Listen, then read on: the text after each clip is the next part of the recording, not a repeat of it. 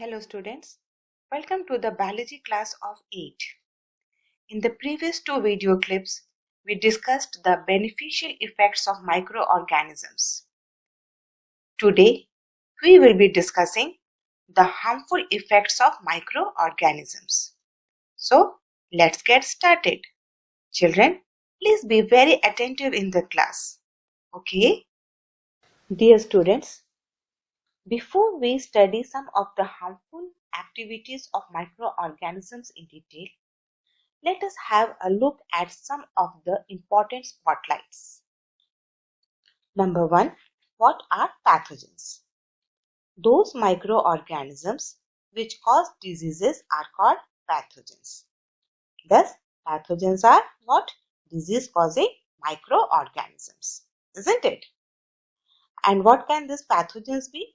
Pathogens can be bacteria, viruses, protozoa, or fungi, etc. Okay. Diseases like tetanus, diphtheria, and malaria are caused by pathogens. Clear?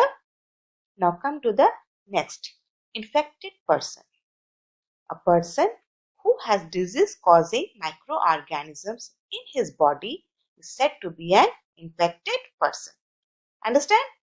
A person who is having a disease-causing microorganism in his body, they are said to be infected person. Okay. Now next, what are communicable diseases? Those microbial diseases which can spread from an infected person to a healthy person through air, water, food or physical contact, etc. are called communicable diseases. Some examples are common cold, cholera and malaria.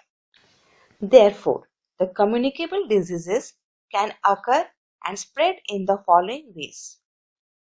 Number 1. By breathing of air containing microorganisms. Next, by taking infected food or water. Next, through insect bites such as mosquito bites. Next, by sharing infected injection needles. And by physical contact with an infected person or by using articles of an infected person such as towels, clothes, bed, utensils, etc. Hence, in these ways, disease-causing microorganisms can be transferred from infected person to a healthy person, causing diseases. Such diseases are called communicable diseases. For examples, common cold. Common cold is a communicable disease. And how does it spread? It spreads by breathing air containing microbes. Okay. Cholera. How does it spread? By taking infected food or water. Malaria. It spreads through mosquito bites. AIDS. By sharing infected injection needles or through physical, that is sexual contact with an infected person. Now, let us take the example of common cold and discuss how this disease spreads. Look into the figure 11. Here we see a picture of a woman who is infected with a disease, common cold. Sneezing by this woman having common cold is putting thousands of common cold viruses into the air. Do you see the droplets of moisture, children, in the picture? Yes. And these droplets contain thousands of common cold viruses.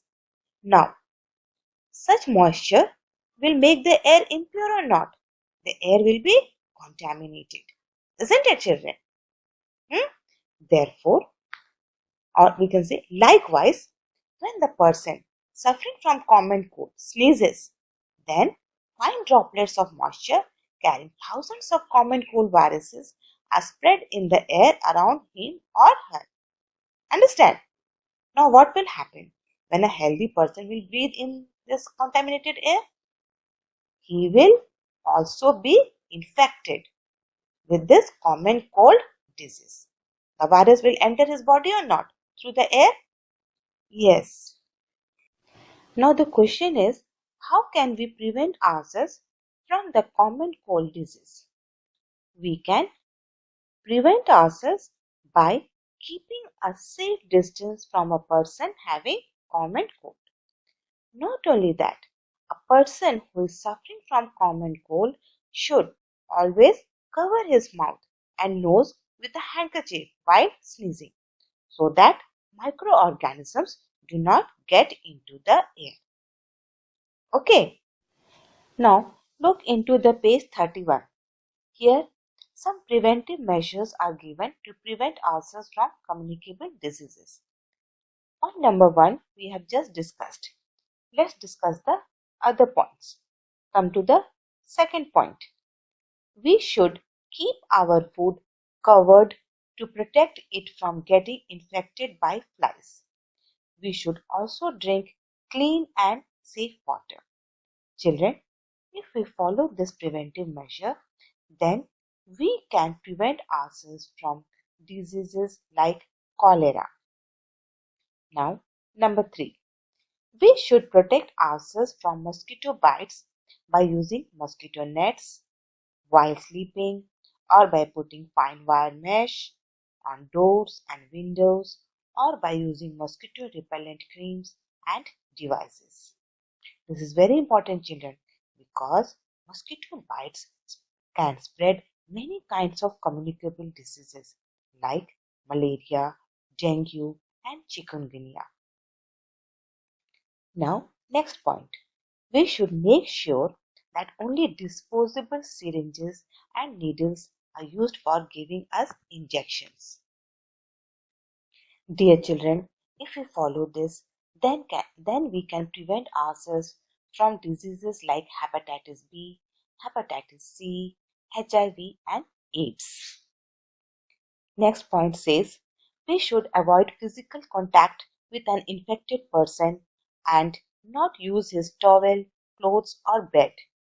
The towel, clothes, and utensils used by an infected person should be washed and cleaned separately with soap and hot water. Children, this is very important because many communicable diseases spread by if we don't follow this preventive measure. Okay, like common cold and at present coronavirus disease, isn't it, children? Now next, some of the diseases can be prevented by vaccination at proper time. Yes, this we all know. The polio drops, we all know this vaccine prevents us from getting polio disease, isn't it, children? Now come to the section carriers of disease causing microorganisms. There are some insects in our environment which transfer disease causing microbes into our body either by contaminating our food or by biting into our body and spread diseases. Okay, housefly and mosquito are examples of such insects. Understand? Therefore, the insect or other animal which transmits disease causing microorganisms to humans without itself suffering from them is called a carrier. Understand? So, these carriers, they transfer the disease causing microbes into the body of a healthy person, and in this way they spread diseases, but they themselves do not get affected by these diseases. Okay, and they are called carriers. Open the page 32. Here we are going to discuss the role of houseflies and mosquitoes in spreading diseases. First, let us discuss the role of housefly in spreading diseases. Children, houseflies lay eggs on garbage dumps. So, they breed on filth and refuse, that is kachra. So, we can say that garbage dumps is the habitat of houseflies. Isn't it, children? Now, look into the figure 12. Here we see the picture of housefly. We see that the body and legs of housefly bear a lot of fine hair. Understand? And these hairy legs, are responsible for carrying the microorganisms. This we will discuss now. Look into the figure 3. It is a diagram to show how houseflies transfer microbes like bacteria from dirty places like garbage heaps to uncovered food and cause diseases.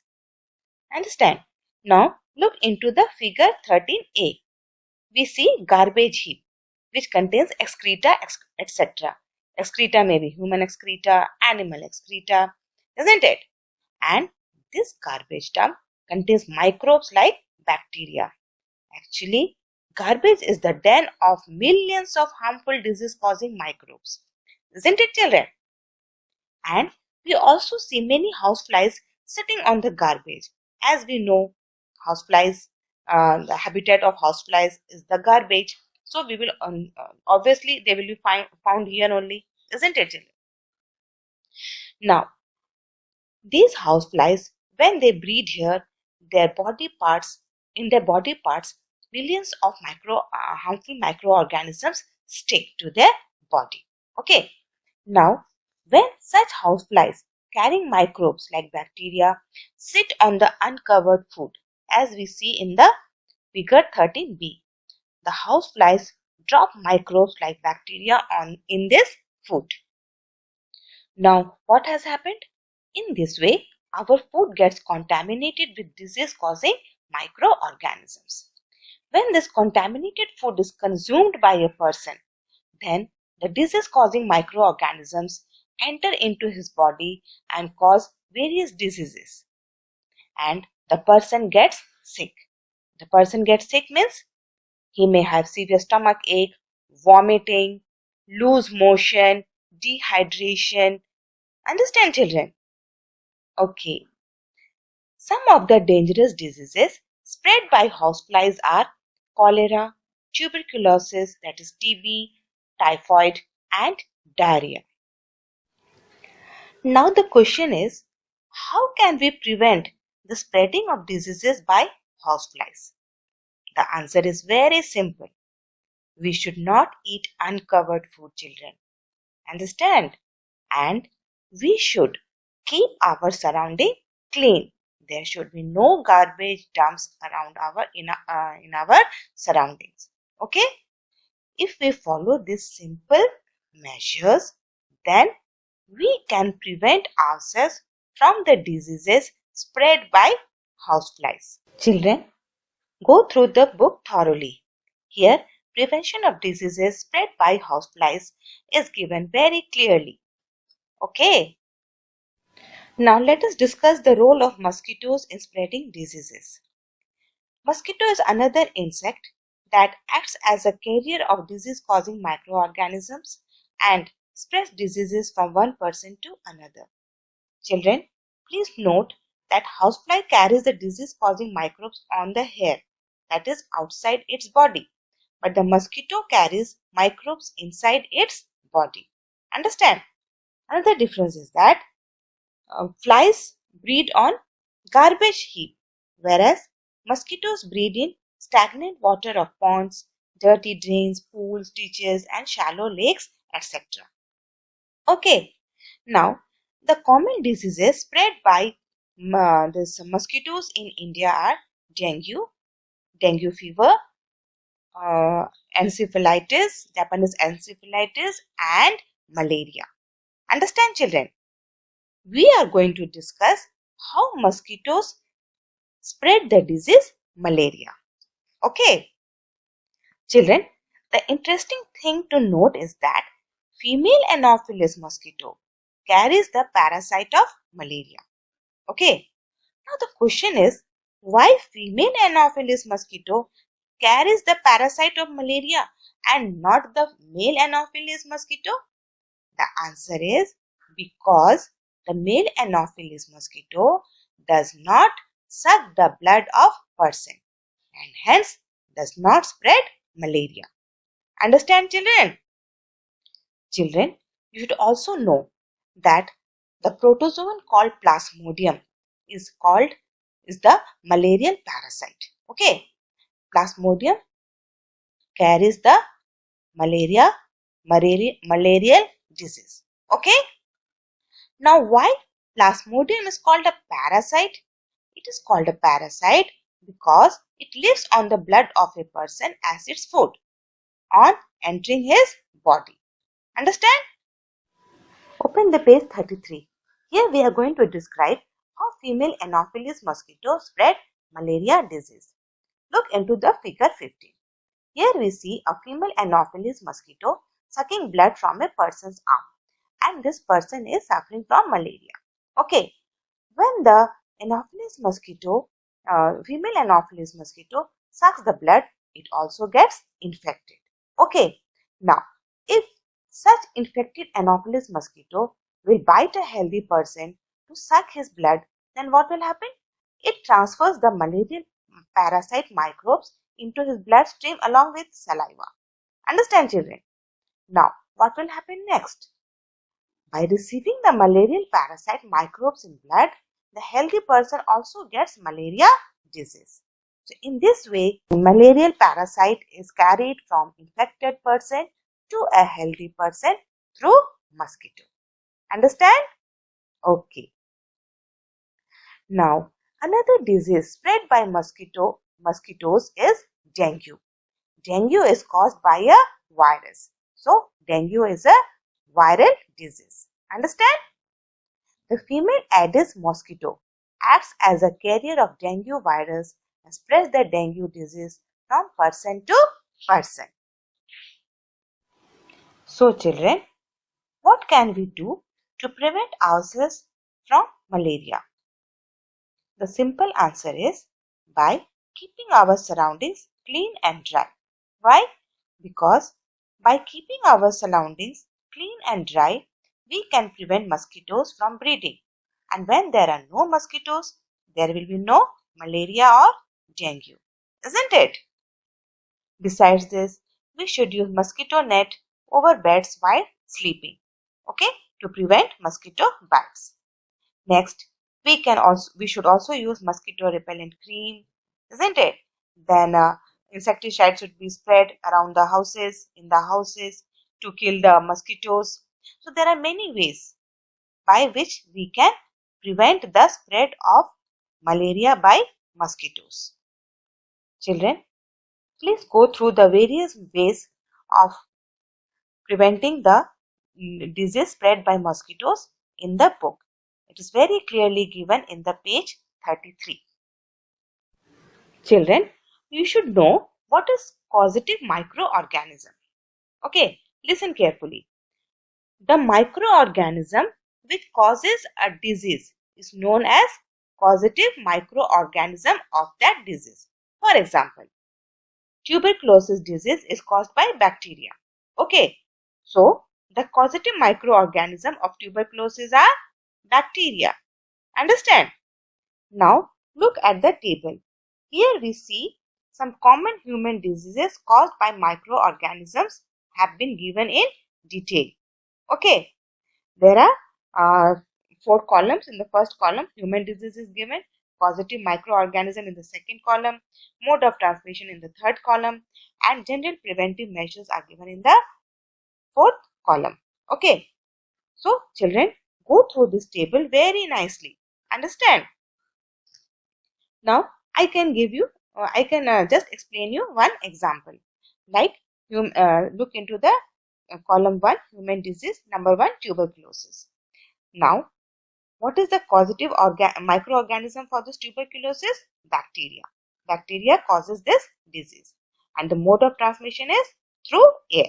Understand? Through air, the disease spreads from one person to another. So, what are the general preventive measures one should take? The patient should be kept in complete isolation. Okay, and their belongings should be kept away from those of others, and vaccination should be done at suitable age. Okay, so likewise you will read and learn very nicely. Okay, open the page 34. Children, you should know that microorganisms not only cause diseases in humans but also in animals. Look at the chart displayed on your screen. The chart shows some common animal diseases caused by microorganisms. Foot and mouth diseases of animals like cattle is caused by a virus. So virus is the causative microorganisms. Okay. Next is the anthrax. Anthrax is a dangerous disease of animals found in cattle which is caused by bacterium. Okay. The bacterium Bacillus anthracis is the causative microorganism. Next is the aspergillosis. It is a disease of animals like poultry, birds, which is caused by a fungus. Fungus is the causative microorganism of this disease. Okay. Likewise, plants are also affected by diseases caused by disease-causing microorganisms. Look at the chart displayed on your screen again. The chart shows some common plant diseases caused by microorganisms. The plant disease called rust of wheat is caused by fungi. Thus, the causative microorganism of rust of wheat disease is fungus. And the mode of transmission of the rust of wheat diseases are air and seeds. That means air and seeds transmit the wheat disease. Okay, and as the name suggests, the rust of wheat disease occurs in wheat plants. Next comes the citrus canker. The plant disease called citrus canker is caused by bacteria. So, the causative microorganism of citrus canker disease are bacteria. And the mode of transmission of this disease is air. And as the name suggests, citrus canker disease occurs in citrus trees such as those of lemon, lime, orange, etc. Okay. Now come to the third disease, yellow vein mosaic of bhindi. This disease is caused by a virus. Okay. So the causative microorganism of this disease is virus. Okay. And the mode of transmission is insect. Through insect, this disease is transmitted. And as the name suggests, the name of the disease suggests, the plant affected is bhindi, that is lady's finger plant. So children, learn all these things very well. Go through the book thoroughly. When the plants are affected by these diseases, then what happens? It reduces the yield and quality of various crops. Isn't it, children? So how can the plants be prevented from these diseases? By the use of certain chemicals which kill the disease causing microorganisms. Okay. Open the page 35. We will now discuss food poisoning. Look into the figure 16. A slice of bread spoiled by the growth of fungus on it. Now, this spoiled bread, if someone consumes, then he will suffer from food poisoning. He will have headache, fever, pain in the abdomen. Okay, he will become sick. Now, look into the book. We will see what is called food poisoning. The disease caused due to the presence of a large number of microorganisms like bacteria and fungi in the food, or due to the presence of toxic substances in food found by the action of microorganisms is called food poisoning. Okay, and the major symptoms of food poisoning are vomiting, diarrhea, that is loose motion, pain in abdomen, headache and fever. Children, food poisoning can cause serious illness and even death. Understand? And how the food gets contaminated? Food gets contaminated from the air, dirty hands, unclean food containers, flies, cockroach, insects, rats or sick farm animals. Through these, the harmful microorganisms are transmitted to the food. Understand? The two most common food poisoning bacteria are Salmonella bacteria and Clostridium botulinum. Okay. Here we conclude our third topic, harmful microorganisms. In the next class, we will discuss preservation of food. Till then, stay safe, stay healthy. Thank you, children.